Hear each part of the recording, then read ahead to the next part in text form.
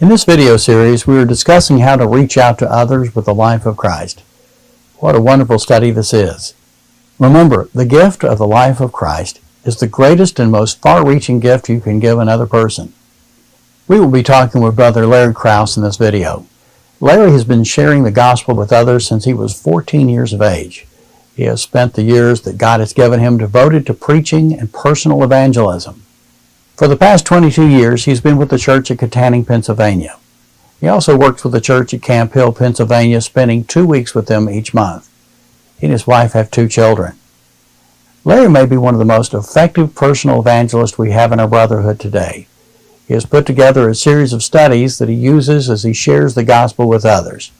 His personal goal has always been to study with 2 to 5 families each week. He baptizes many people each year through this effort. Studying with others is a great passion of his. Larry will tell us about how he teaches others.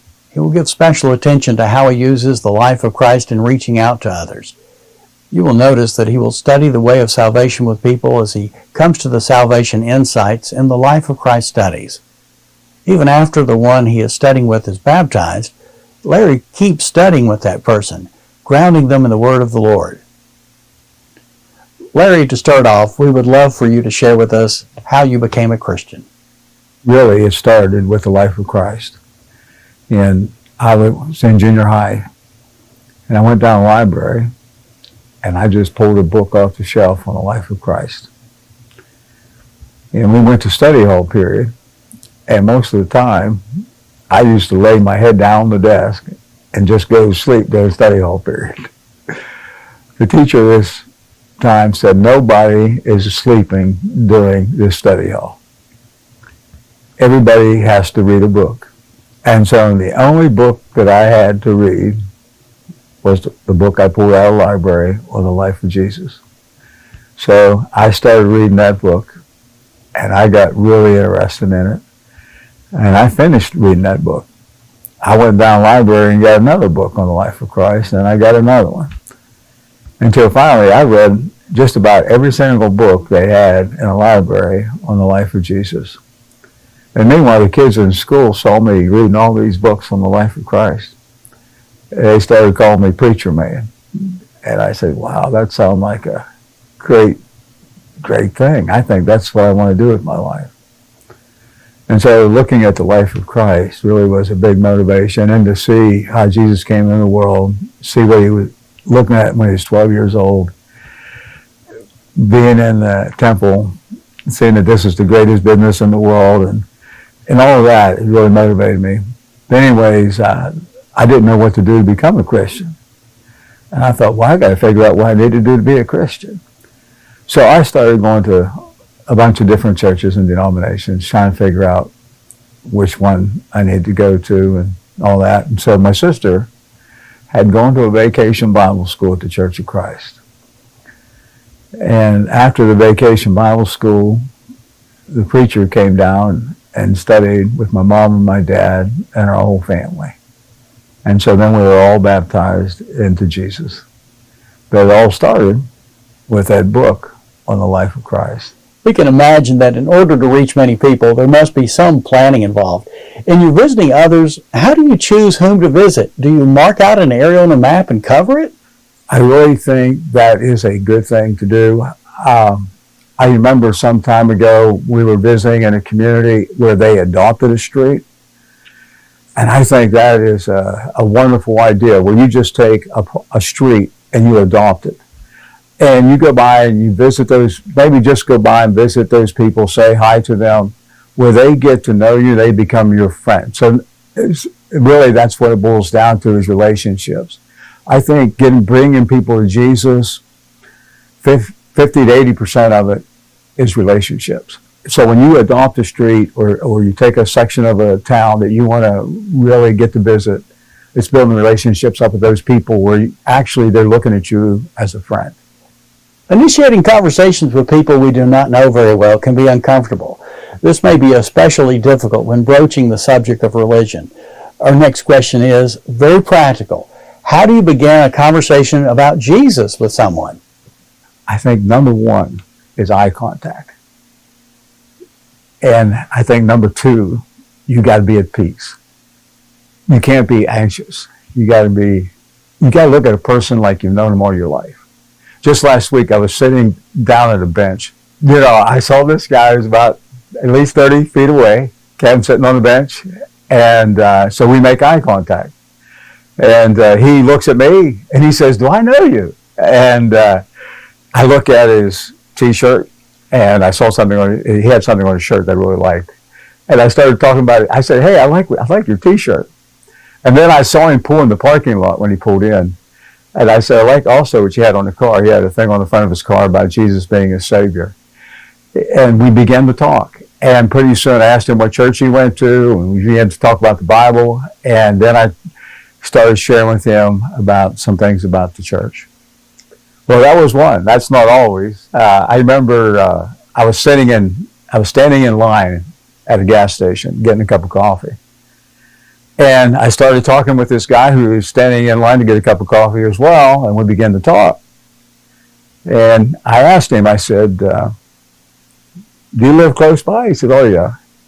And we began to talk and share things. I said, my main thing is I like bugging people. And that's the word I sometimes use. I talk to people. I say, when I was born, my mom used to put me in the basement so she wouldn't have to hear me. So I said, "Do you think I could come over and bug you sometime and just visit?" He said, "Sure, just come over." He told me where he lived. So I went over and I visited with him. And then I said to him, "Do you think I could share a few verses in the Bible with you?" He said, "Yeah, sure." He became a Christian, all from standing in line at a gas station for coffee. When I go visit with somebody, I go with nothing in my hands. All I go is empty hands. And when I visit with them, they're not as scared. And they might say, "What are you here for?"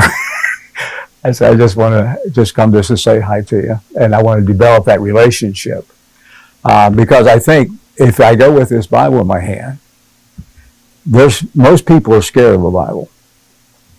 And so I just leave it in my back pocket. And then when we are able to start to study, then we begin to pull it out of my pocket. Starting a conversation is just the first step. Larry, do you have any tips for us on how to set up a Bible study? How do we transition from a conversation to an actual Bible study? Are there any key words we should try to use or to avoid?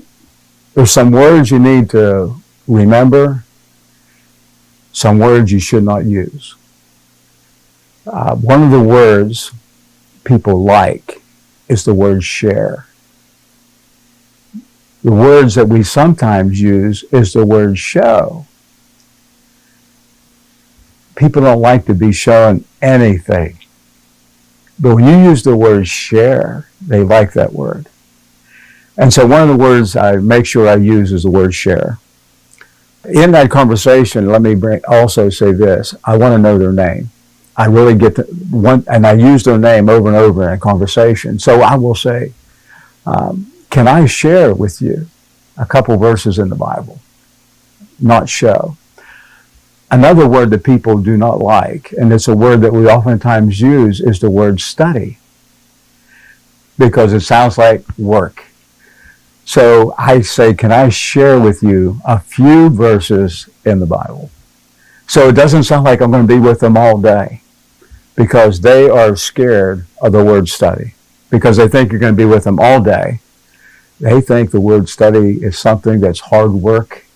And they're thinking you're going to be with me all day. It's going to be intimidating because I don't even know the Bible. I can't even read very well. So don't use that word study. Use the word share. And use the word few and few minutes. They like the word few.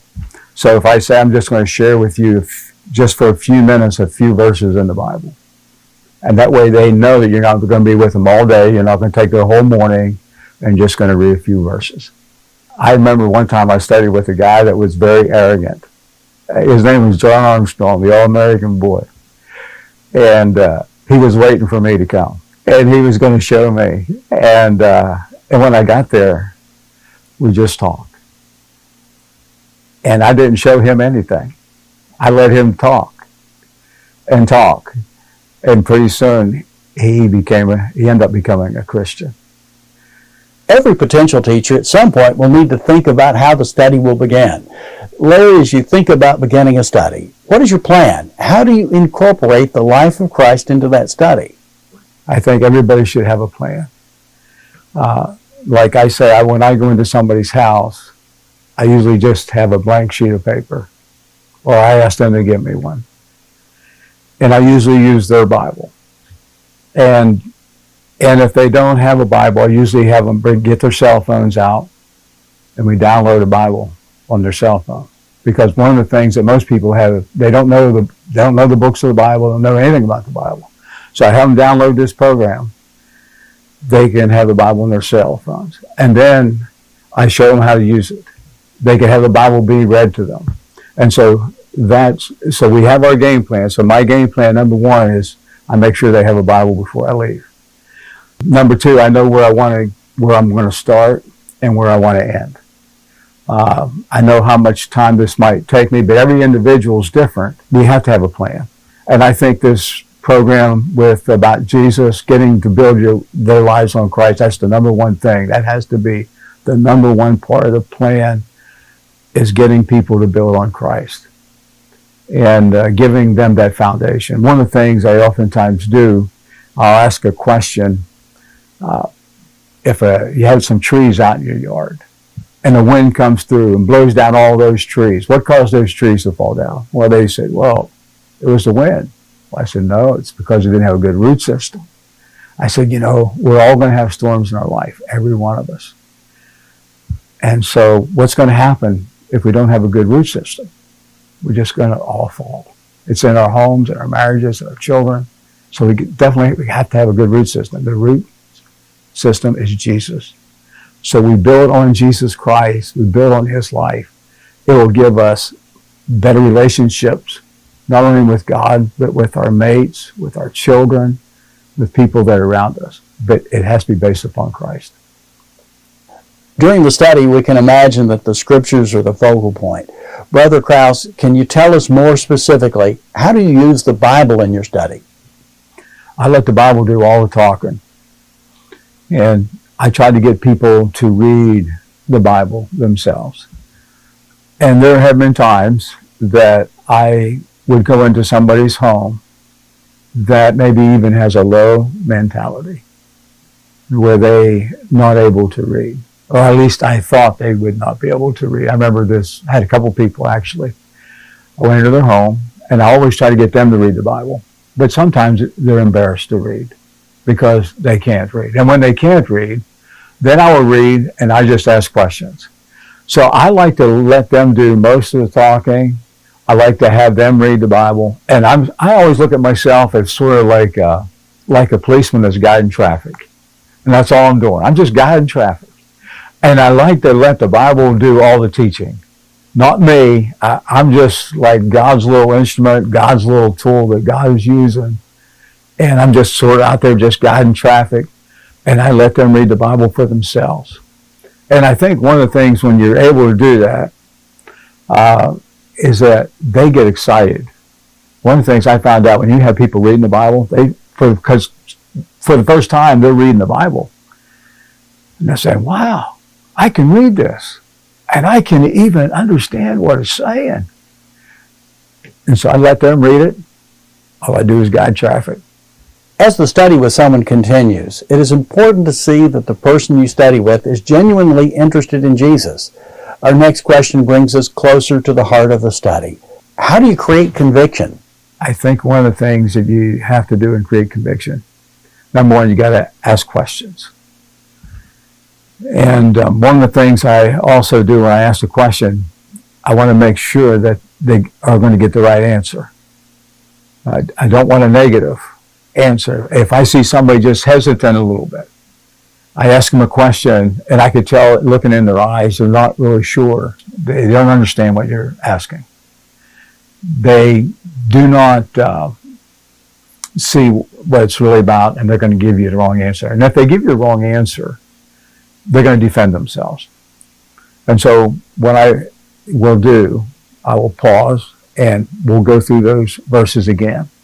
I'll ask the same question again, maybe rephrase the question until they understand exactly what the question is and try to see it in relationship to the Bible. That way they answer their own question. But they have to develop that conviction.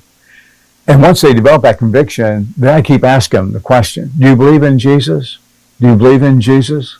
Do you believe in Jesus? And maybe ask some questions, how's Jesus going to affect your life? What changes, whatever. And so they're developing conviction all the way through the Bible study. But I think one of the things you got to keep asking, do you believe in Christ? The more you get them to say, yes, I believe in Jesus, the more successful you're going to be. And it's developing a conviction inside of them. And once in a while, I will ask the question when they read it, ask it. Maybe I'll ask this question, they'll answer it in the right way. Then I'll come back and say, do you believe what you just said? So you want to get that conviction. In our study of the life of Christ, we can see that when Jesus taught, he did so with love and compassion. In practical terms, Larry, how do you avoid upsetting someone as you study with them? Never, ever debate. I can remember some time ago I was studying with a guy, and I had an elder in the church with me. And this person was having a problem with premillennialism. I'm just sitting there listening. And I was with an elder in the church. He was kicking me underneath the table, trying to get me to say something. And then he would nudge me. He'd say, Larry, say something. I just let the person talk. And then all I did was ask a couple questions. He answered those questions according to what he saw in the Bible. I hardly said anything, and in the end, that person became a Christian. But if I would have debated him, like this elder was wanting me to, straighten him out, he never would have become a Christian. I think sometimes we need to listen to what people are not saying. I can also remember a time I was going to a funeral home. There was a young boy who was about 20 years old. He was standing out in front of the funeral home swearing, cussing. And I had a member of the church with me, a leader in the church. He said, Larry, don't you think you ought to say something to him? I said, well, what do you want me to say to him? Don't you hear him taking God's name in vain? I said, I don't hear that. I said, I hear somebody that's crying out for help. I think when we're studying with people, we need to listen to what they are not saying. And sometimes they're just crying out to us for help. And that way we can be able to help them through these things that they don't understand. But one thing you do not ever want to do is debate, because what happens is they are defending something that's not true. I want them to defend something that is true.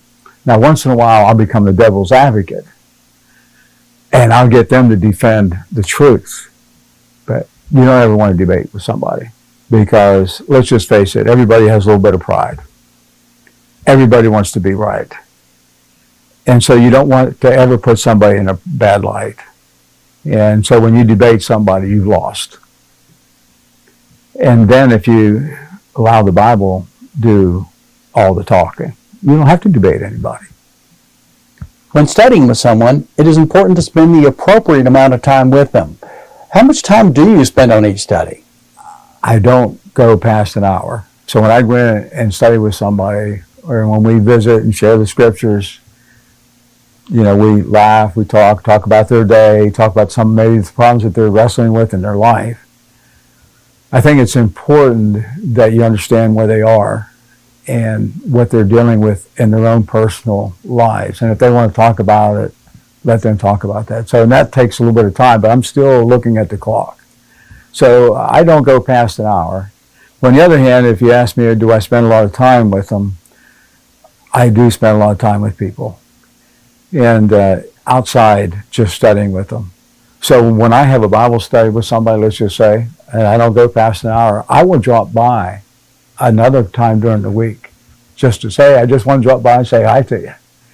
And not coming in or nothing, just want to let you know you're on my mind, and I just tell you how much I appreciate you. And so I do spend time with them. I'll take them out to eat. I have one person I'm working with right now. So this neighbor of ours has a garden. So we got to talk, and he said, "Hey, Larry, how about if I come over and help you plant a garden?" I said, "Come on, let's do it." And we planted a garden on Saturday. And so we were working together. And then my wife made him something to eat. I said, "Hey, do you like going to the Cracker Barrel?" And so we're planning on going to the Cracker Barrel. I'm building that relationship. And so I do spend a lot of time. Sometimes it takes time to get to the place where I want to say, "Can I share a few verses in the Bible?" Some people are ready like right now. Other people, I have to get them ready. We have this one person in the church back home. His wife's been a Christian for years and years and years, but he was not. Everybody was saying, "Larry, go study with him, go study with him, go study with him." I spent a lot of time with him. And if I would have just went up and said, "Hey, can I have a Bible study with you?" he would have said no to me. But I built that relationship. And when the time came, and I knew this was it, I said, "Merle, can I share a few verses in the Bible with you?" And he became a Christian. So it takes time, and mainly building relationships. And you know what? It's fun. It's fun building relationships because you're having relationships that will last you a lifetime. So in some ways, I spend a lot of time with them outside their home. We do things together. I build that, whatever it takes. And then we do have time where we really sit down and study the Bible, because that's where it comes down to. And again, it comes back to the life of Christ. You got to get to that. I mean, if I spend all my time hunting with people, eating with them, but if I never bring up Jesus, it's all for naught. And so you got to get back to where you really talk about Jesus and what he means to you. And when you do that, nobody's offended at that. The next question we have for you is the big question. How do you ask someone to become a Christian? We go through the life of Christ. We spend a lot of time together. And actually, by this time, I've got them interacted with a lot of other members of the church. And this is one of the things I've been doing here for the last number of years. We have a lot of social activities in the church. And I get them to start building relationships and all that. And so when we get to that place, they're ready. And especially if you've been really focused on the life of Christ and what Christ has done for you and what he's done for you at the cross. And I mean, they're ready. And so I don't have to do any pushing. And I found out if I got to do a lot of pushing, then somebody can push them right out too. Yeah. So all I ask them at the end, when I go through after building up to this, and we do a lot of building, I just ask the one question. Do you think you'd like to become a Christian? And and when I ask that question, I make sure that I'm going to get a positive answer. If I'm not going to get that positive answer, I'm not going to ask that question. Because when they say no the first time, it's easy to say no the second time. So I make sure I'm going to get a positive answer the first time I ask the question. But it's very rarely that anybody ever says no. Especially when you really focus on Christ's life. I mean, you'll get a positive answer. I guarantee you'll get a positive answer. As you look at the nation, how do you think the life of Christ will affect the United States? I look at our nation, and I look at families that are being torn apart. Our nations are torn apart. I think there's only one thing that can bring us together, and that's Jesus. When I look in Ephesians chapter 2, you see, again, we have a Roman Empire. When Jesus came into the world, it wasn't the greatest time, but it was the best time because that's the time that God chose. And there was a nation that was divided. There were more slaves than more free people. You look at the immorality, the ungodliness, the division, the hatred, the animosity. But Jesus came in Ephesians chapter 2. And what did he do? He reconciled those people, brought them together, and he put them into one body. And how did he do it? He did it by the cross. And I think that there's anything, when I look at these studies, this is the way that we can do it. We can bring our nation together. If churches have problems, we can bring them together. families that have problems, we can bring them together. And it's all building on the life of Christ. And not only that, I think when you do that, if you look at back in Ephesians chapter 2, where people felt so away from everybody else, like the Gentiles, they felt like they were nothing. But what did God say? He says, you're no longer a foreigner. You're now my fellow citizen. But then he goes further. He says, not only that. He says, you're now a part of the family. And so how did that all happen? Building on the life of Jesus. And I think as you look through these studies will bring everybody together. And it will do amazing things. And not only, I can see what it's done even in my own life, in my own personal life. When I was growing up, I had the greatest mom and dad. My mom and dad were married 70 years. I never heard my mom or dad ever say a curse word. My mom never ever smoked tobacco. The only person she ever been with was my dad. But my dad had a drinking problem. And I remember my mom having to go up and get my dad out of the bars and all that stuff. And I'm going to tell you, when my dad became a Christian, we all became Christians, all 10 of us. I'm going to tell you, it changed my dad's life forever. And our home became like a permanent vacation. There was so much peace like you would not believe. Why? Because it's all based on the life of Jesus. And my dad never smoked another cigarette after that, never drank another drop of alcohol the moment he was baptized into Jesus. I said to him, it's all based on the life of Christ. Thank you for the great insight you've given us. Do you have a final word of encouragement? Just realize that you don't have to be a professional to be a personal worker. When you look at the first century church, well, in Matthew chapter 4, when Jesus went to those disciples, what were they? They weren't disciples yet. They were disciples of John, but they were just fishermen. They were just blue-collar workers. That's all they were. And what did Jesus say? I will make you fishers of men. And so we don't have to be professionals. All we got to do is be a people that love people's souls, and even little kids. I'm a Christian really today because of my little sister. My sister went to a vacation Bible school, invited by a friend. My sister became a Christian. She invited the preacher down, and he baptized all of us, all because of really a little girl. You don't have to be a professional. The other thing is sometimes I think we make it harder than we have to make it. I remember I was sitting in an emergency room, and I got to talking to a lady, and I asked her, I said, "Should you go to church anywhere?" She said, "No." I said, "Can you do me a favor?" I said, and I told her the address of the church. I said, "You go visit this church, in the Church of Christ." And I gave her the address. That's all I did. I thought I'd never hear from her ever again. 2 months later, I get a call on a cell phone. This lady at the emergency room. She says, "Guess what, Larry? I'm at the Ponderosa today, and I've become a Christian today." But all I did was give her an address. So sometimes I think we make it more difficult than it has to be. But one thing is we all need to go fishing. One more thing. If you're going to say there's a group of us, and we're going to go fishing, but we only use one pole and one line,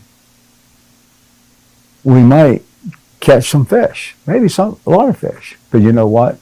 If everybody was putting in their line, and if everybody was fishing, we'd catch a lot more fish.